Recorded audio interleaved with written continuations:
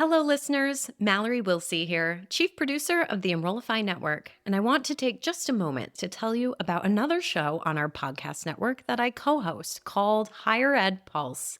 Higher Ed Pulse is your weekly spotlight on the latest in higher education marketing and enrollment.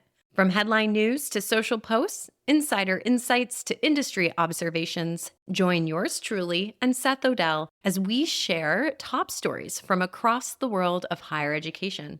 Each bite-sized 15-minute episode is packed with personality and designed to bring what's top of mind to the top of your feed. You can subscribe to the show by visiting podcast.enrollify.org or just search Higher Ed Pulse wherever you get your podcasts.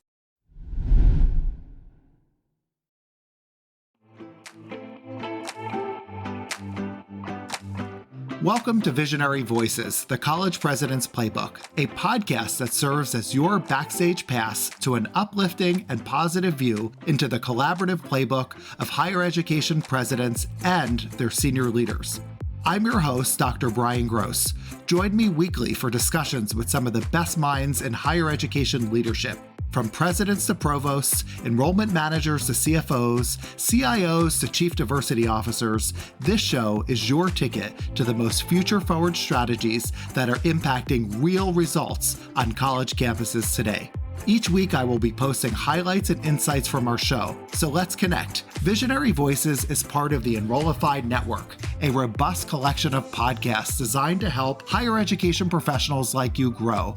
Explore our other shows at enrollify.org or check out some of my personal favorites linked in the show notes below. Enrollify is made possible by Element 451, the leading AI-powered, all-in-one student engagement platform, helping institutions create meaningful, personalized, and engaging interactions with students. Learn more at element451.com. Welcome to Visionary Voices, the College President's Playbook. As an enrollment manager, when I think about one of the hottest topics on the ground today, I think about outcomes, job placement as being the primary driver that prospective students are thinking about when they define value at a college or university. Today, I'm absolutely thrilled and honored to be joined by two amazing campus leaders. I have with me the president of Pace University, Dr. Marvin Krislov, and the vice president for Enrollment and Placement at Pace University, Robina Schepp. Marvin, Robina, welcome to Visionary Voices. Thank you. It's nice to be here. Good to see you, Brian. It's really great to be here with you. And I want to start, I always like to start and talk about mission and how mission may drive these various initiatives that college and universities are undertaking. And right in the mission of Pace University is this word, inspiration. So President Krislov, talk to me a little bit about the mission at Pace University and how that drives everything that you do. So our mission is opportunitas. And I must say that I don't know if I've ever been at an institution where everybody knows the motto. And the alumni know the motto, the students know the motto, the faculty know the motto. And opportunitas, as you can imagine, is a Latin word that means opportunity or advantage. And what we like to say is that what we do for our students is provide them with opportunities, both academic and also career opportunities. And when we talk about outcomes, that's something that's very much on our focus. So when a student comes to PACE, an undergraduate student comes, they're given a class that I teach a class of called University 101, which is the introduction to the university. And we talk to them about how they're going to spend the next 4 years, what classes they're going to take, what extracurriculars, what internships, and they and we help them design the PACE path, and it's personalized to them. And, it may get modified during the time of their 4 years, but it really starts them thinking about, okay, what is this experience going to mean like? What do I want to get out of it? And what do I want to progress to after I leave? And it's a very helpful thing because so many students really don't necessarily think about what this all means to them until it's kind of late in the game. And this really is a way of trying to give them guardrails, if you will, or guidance as they think about what they're going to do. And of course, it leads to fantastic outcomes that I'm sure Robina and would love to talk about. I'll just add that Career Services also has a mission statement to help every student find a great job and build the foundation of a successful career, no matter who they are, who they know, or what their major is. And that's really what we live by, and we are talking to students about that since before they even get here. For example, over the summer, our incoming students all have the opportunity to participate in a free online workshop that goes over a number of days that's called Express Pass to Internships, and prepares them to do internships from the minute they arrive. Wow, this is amazing. There's so much here that I want to talk about, but I want to zoom back up because it's clear to me from hearing what both of you said that Pace University is very clear on their mission, on what you want to do, and the outcomes that you help your students achieve. There's a lot of people listening, current college presidents, senior leaders that wrestle with how do you incorporate this dogmatic determination to provide tangible results for your students in the context of a college or university structure. So I'd love to hear, President Krislov, about your leadership team and how does your leadership team work together and collaborate to provide all of these wraparound support services for your students? One of the things that I've been pleased with is how ingrained in the culture this commitment to student success is, and that we talk about students. And of course, these last few years, let's be honest, have been a very difficult one for many students, particularly students who have been in high schools that have not been able to have in-person classes, and there's just been extraordinary challenge to a lot of students and a lot of their families. And we believe in really taking students where they are and giving them support, whether it's academic support. We've bolstered our learning centers and the academic support we do, but also thinking about their mental health and wellness, where we've expanded services like the counseling center, but there's also peer mentoring and group supports. We've partnered with a number of outside groups, Radical Health, the Jed Foundation, the Steve Fund, a range of groups, because there are so many concerns and no one size fits all. But then I guess the other thing I'd say is that we also are aware that students may have issues that we don't even imagine. Some of them have family obligations. They're caretaking for family members. The challenge of food insecurity is one that is very significant. And it's not just for students, it's sometimes even for staff and perhaps for faculty as well. And that's something that we've kind of we've tackled as well. So there are just many ways in which we have to support students to make sure they're successful. Roughly half of our students are first in their family to come to college. A significant number are students of color, and well over a third are Pell eligible. So there are a lot of our students who have financial constraints, and we try to help them deal with those as best we can, whether it's providing aid, work study, or linking them up to outside jobs. And what I would say is that when our students graduate, our goal is to have, at least on their resume, at least 2 work experiences. Now, some of them may be work experiences that are directly related to their field. Some of them may be work experiences that may not be.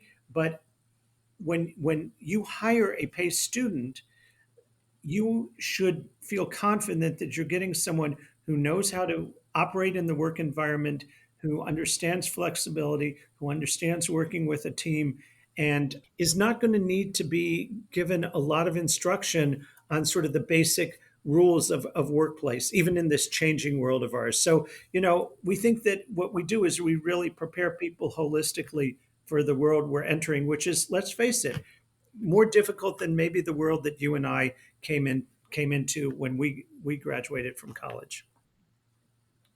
For sure. Such really important points that I think our audience will really appreciate hearing. Robina, I'm curious, you're one of the most respected enrollment managers in the country. You've been at PACE for quite some time. Talk to me about your relationship with the faculty. Here you are leading enrollment, having prospective student events. You're talking about careers, you're talking about outcomes. How has it been for you to get the faculty to support the mission and efforts that are part of the PACE difference? Well, I'll just start by saying there's nothing more important in this role than your relationships, especially with faculty and with the other administrators at PACE. The faculty wholeheartedly embrace the idea of experiential education and internships and career preparation as being a part or an outcome of that, from all of our liberal arts faculty, as well as our business and computer science and health profession faculty. So in that regard, that makes it easier because we start from the same place. And we all recognize what a big commitment that families are making when they choose to come to PACE in terms of the financial resources that they have to invest in their students' success. And we take that very seriously and want to make sure that those families have an excellent return on their investment. And we all work together to make sure that that happens. All right, this is amazing. So where have we been? We've talked about your mission, we've talked about collaboration, and we've started to talk about some of these amazing outcomes. Can we dive into the PACE difference? You have Manhattan, basically in your backyard. You're in the heart of one of the most dynamic cities in the world, but Manhattan is not your only campus. Talk to me a little bit, President Krislov, about the PACE difference and how you're able to leverage your location for incredible outcomes. Our locations are amazing, if I say so myself. The Manhattan campus is at the foot of the Brooklyn Bridge, blocks away from Wall Street, literally looking out to City Hall, 2 blocks south, the seaport. I mean, it's and then of course, if you want to go to Brooklyn, it's a short walk across. So it's really right in the middle of everything. And if you want to go to the UN, it's a short subway right away. So our students really, we like to say that for those students in New York City, New York is their campus, and it's the most dynamic, connected city in the world. And so for students studying in so many fields, whether it's business or health or technology or the arts and sciences, it's just there's so many things. Our campus in Westchester, Pleasantville, is more of a traditional campus, very beautiful. Our athletics program is there, very strong in health and technology as well. Very connected to Westchester, which is a growing area, the suburb north of the city, the Bronx, and very plugged into the health communities as well as tech and business as well. And then the law school as in White Plains, which is the sort of seat of county government for Westchester. So, but all three of the campuses have a lot of connectivity with New York City, but also with Westchester, which is a dynamic and growing economic force as well. And the students really take advantage of those connections, and we encourage them to do that, and we try to facilitate connections between campuses as well. That's something that's, I think, technology has helped us. We talk a lot about COVID and some of the downsides of COVID. We had already started to work, thanks to my very capable provost and the team, to think about technology and using technology. And I think COVID has sort of heightened our awareness and ability to use technology to connect our campuses and our students. So I think it's an exciting and somewhat unusual campus environment or environments, and we do see some movement between campuses, faculty and staff certainly, but also students as well. Thank you for that comprehensive overview. Robina, I'm interested in industry partnerships. So New York City is your backyard. What are some of the connections and partnerships that are unique to Pace University? And are you seeing any outcomes as a result of these partnerships? Yeah, so that's where I think we really shine is in those very deep employer connections. Our students have the opportunity to attend events on campus almost every night of the week where employers come to campus and do small group seminars and come to our different student organizations and do presentations. And in addition to that, we have we have two very large career fairs during the year where we have over 100, I think the last two have had over 120 different employers attending. So we have these really deep relationships, and that's been because PACE has been focused on um, ensuring that our students have these strong career outcomes since our very beginning. We like to say it's in our DNA. And you'll see things like our students who are graduating from the dual degree BBA, MBA in accounting, they have 100% placement rate. Most of them with the big four accounting firms, and many of our alumni are in those firms.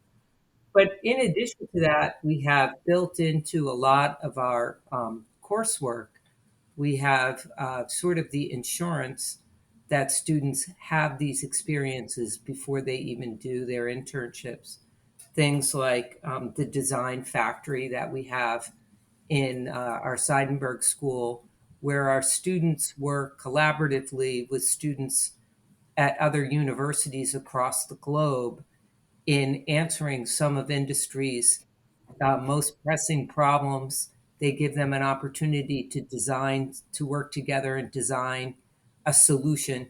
And then many of those solutions are actually built into their product list moving forward. We also have a relationship with the NSA through our Seidenberg School, and we are one of the few universities that our students can receive a scholarship from the Department of Defense in cybersecurity. Um, we have in our School of Education, our students go into the classroom during their first year, their freshman year.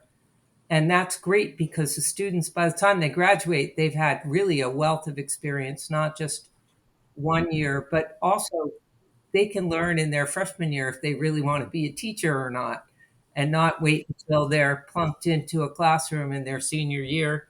Same thing is true of our nurses going into the hospitals a full year earlier than most other programs. So it's because we're geared to build these experiences into um, our pedagogy that our students are really well prepared when they actually go out to the world to work. Hi, everyone. This is Dr. Brian Gross from Visionary Voices. I have some really exciting news to share with you. I'll be at the Engage Summit in Raleigh on June 25th and 26th, and I'd love to meet you there. Hosted by Element 451, the Engage Summit is your roadmap for AI readiness in higher education. Sessions will focus on cutting-edge AI applications that are reshaping student outreach, enhancing staff productivity, and offering insights into ROI. This isn't your typical conference. It's a strategic summit where you'll learn from some of the best about leveraging AI and digital strategies in higher ed marketing. Imagine 2 days filled with hands-on sessions, real-world stories, and the chance to network with the top minds in the field. You'll leave with practical, transformational takeaways as you learn how AI fosters a more personalized, efficient approach from recruitment to student success. Oh, and the best part? The Engage Summit is incredibly affordable. Use the discount code Enrollify50 and you can register for just $99. So join me and many of my fellow Enrollify Network creators at the Engage Summit this June. Learn more and register at engage.element451.com. We can't wait to see you there. One of the things that really stands out to me as I've done my research about PACE. Not only are you producing great results, but I've been really struck by how proud you are of sharing those results with your prospective students and your potential employers. Just seeing right front and center on your website, you're the top 9% of universities that provide the best return on tuition investment, the top 10% of best bachelor's degrees based on salary potential. And then I was struck with this average amount of PACE aid to new undergraduate students. So you're putting real money on the table to make a PACE education available to a wide variety of students from around the globe. So President Krislov, I was going to ask you, I know diversity, equity, inclusion, and belonging are so important to PACE, also part of your mission. As you've been providing all this access to jobs and careers, what kind of conversations are you having at PACE about how you could continue to be accessible to as many different types of students as possible? I want to say thank you, Brian, for your positive promotion. One of the things that I worry about is making sure that college is affordable. And so one of my jobs, as you know, and this is the part about why being a college president is actually a great job, even if it doesn't appear so at this moment, is I get every day the opportunity to try to make someone's life better. And what I mean by that is when I go out and ask people for money, whether it's for scholarships or programs or buildings or whatever it is, I'm actually giving them an opportunity to make the world better. And that is a great opportunity. And that is a privilege for me to be able to represent PACE. And so I know that some people feel like fundraising might not be what they want to do, but I think if you think about it as actually trying to do good in the world and helping other people do good in the world, it may make it feel like a joy rather than so much of a chore.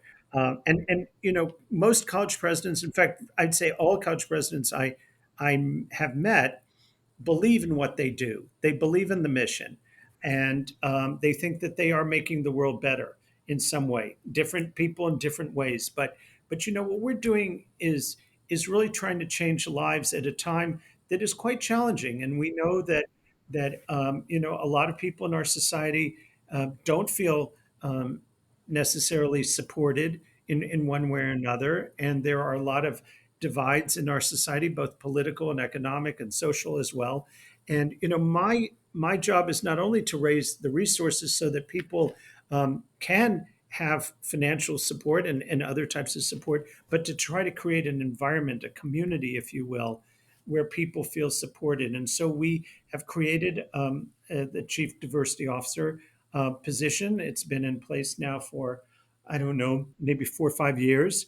And we've tried to create a lot of structures that support students, whether they're students of color, LGBT students, students with different special needs, disabilities. We have an extraordinary program that I'm really, really proud of called the OASIS program, which supports neurodiverse students and students with learning differences.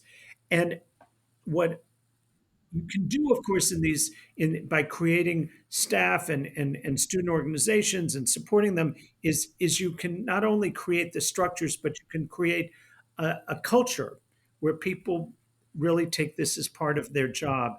And I will say that the PACE student body and the PACE faculty and staff are overwhelmingly kind and supportive people. And I can say this from my firsthand experience because I teach and teaching this semester, and I observe what happens in the classroom, and I see, what happens in the hallways as well. And students are kind to each other. I think they view it as a shared enterprise to get through college and to get the kinds of jobs and careers that they have. It's not so competitive. They're competitive to try to make themselves better, but also to support their fellow students. And I think that what we do, Robina and I and our whole team, is we really try to support creating these opportunities and support creating the culture that allows people to flourish regardless of their backgrounds. And I know that there are ongoing challenges. There are ongoing challenges in our society. I think that we create the kind of community that most people want to be in. In fact, I'd say virtually everybody would want to be in. And perhaps that allows them to, as they go on in life, to create those kinds of communities wherever they live as well. It's such an important message, and specifically talking about kindness as you think about what does it take to be a leader at the highest level. And people may forget this idea of being kind and how important it is to care for the people that you work with. Kindness as a KPI, maybe as a workshop that we could Oh, I like we could that. run with it. Let's do that. Just popped in my head. So as I've been talking, there's a lot of current leaders, but future leaders. What advice would you give to an aspiring leader listening as to what it takes to be successful in the higher ed environment today? The first thing I would say is to echo back to what we said previously, the importance of collaboration and in working collaboratively, the give and take of working on a team, understanding each other's motivators, what the goals are. The goal of the CFO and the goal of the enrollment person are not always perfectly aligned, but it's really important that we come to a point of understanding and develop a really great working relationship. And that's true really of all my colleagues. We don't always have the exact same motivation, but we do have the shared goal of student success. And if we can use that as a centering philosophy, then and know that in order to be successful, we have to be collaborative. Yeah, it's such an important topic, something I study deeply. I looked at my dissertation on collaboration amongst chief enrollment, chief academic, and chief financial officers. And this idea that if there's collective efficacy or this shared knowledge in goals, but the shared belief that the goals could be accomplished, it is really proven that great things could happen at a college or university. How about you, President Krislov? Any advice for any of our listeners who are thinking about becoming college presidents? Well, I would say one thing that I've learned, because this is my second presidency, my third sort of leadership role at a university, is you do need to develop a thick skin, um, and you have to realize that a lot of times anger and frustration is really not about you, but it's about a situation, and try to understand the speaker.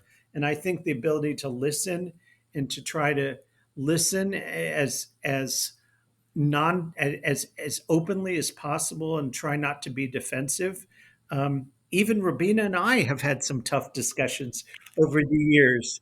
And I mean, look, Robina's the best. So The the best. best. Let the whole world hear. Yeah. She's the best. And she and I have had some disagreements, and I think there's a fundamental, I mean, not a lot, just to be clear, but there's a level of trust, and I have to be open to listening to her, and she has to be opening to listen to me, and understand that we're both coming from a place of trying to do the best and seeing it from our perspective. I guess the other thing I'd say is, besides being open, trying not to be defensive, having a thick skin, is also recognizing that universities are different types of organizations. I've worked in the government, I've worked in nonprofits, other than universities, and universities are particularly non-hierarchical. And if that is challenging to you, then universities are not necessarily the easiest places to be a leader in. And, for instance, the faculty clearly have a critical voice. There are structures, shared governance structures. And if you are in a position and the faculty are not with you, it's going to be challenging. And the contrary is true. If the faculty are behind you and support you, there are amazing things that you can do, whether you're a dean or a provost or a president or whatever it is. And you also need to make sure that there are a lot of constituencies. It's not just the faculty, although the faculty are certainly critical. They're the board, they're the alumni, and the students too. And I think that increasingly presidents are spending time, at least I am trying to spend time really hearing the students, some of whom have views that may not be obvious to us, but we really need to take them into account and think about them as we design what our programs are and what our policies are. And so, there's this less hierarchical, really not hierarchical way of trying to lead, and multiple constituencies. And of course, at this moment, we know that in many places there are very real differences between people and groups, and that can be quite challenging. And if that's something that you find appealing, then this is a great job. If it's something that is difficult, then it will make your being a president or a university leader somewhat more challenging. Great. Well, I hope that our audience is able to grasp all of this incredible advice from both Robina and from you, Marvin, the importance of collaboration, the value of listening to your students, hopefully helping them create an empathy and ability to engage in civil discourse moving forward. We're going to end this segment. I'm building a playlist on Spotify where Visionary Voices is run. And this playlist will have songs from all of our college and universities that participate. And so I'm going to close by asking you if you could pick a song that best represents either your leadership team or the spirit of Pace University. President Krislov, do you have a song that you want to add to the Visionary Voices playlist? So I do. This was a song that in the spirit of collaboration, my team suggested for me. It's Great. by Will I Am, and it's called Hall of Fame. And the closing thing is standing in the Hall of Fame, and the world's going to know your name because you burn with the brightest flame, and the world's going to know your name, and you'll be on the walls of Hall of Fame. And I think the idea is that we're all working hard, and we're going to create our own Hall of Fame, even if it's not necessarily a structure. It's a community that we're all building Robina, together. Thank you so very much for your time. I'm really humbled and honored to have you both on the show. And for our listeners, Pace University is doing it. They are providing an incredible, multifaceted education to their students with Manhattan as their backyard, providing just incredible outcomes for their students and families, making a difference in the higher ed landscape. Thank you for being here, and I hope to see you both soon. Thank you, Brian. Thank you so much, Brian. Visionary Voices, the College President's Playbook, is part of the Enrollify Podcast Network. If you like this podcast, chances are you'll like other Enrollify shows too. Our podcast network is growing by the month, and we've got a plethora of marketing, enrollment, and higher ed technology shows that are jam-packed with stories, ideas, and frameworks, all designed to empower you to be a better higher ed professional. Our shows help higher ed marketers and admission professionals find their next big ideas and feature a huge selection of the industry's best. As your hosts, learn from Artis Cadu, Jamie Hunt, Allison Tercio, and so many more of your favorite leaders in higher ed. Enrollify is made possible by Element 451, the leading AI-powered, all-in-one student engagement platform, helping institutions create meaningful, personalized, and engaging interactions with students.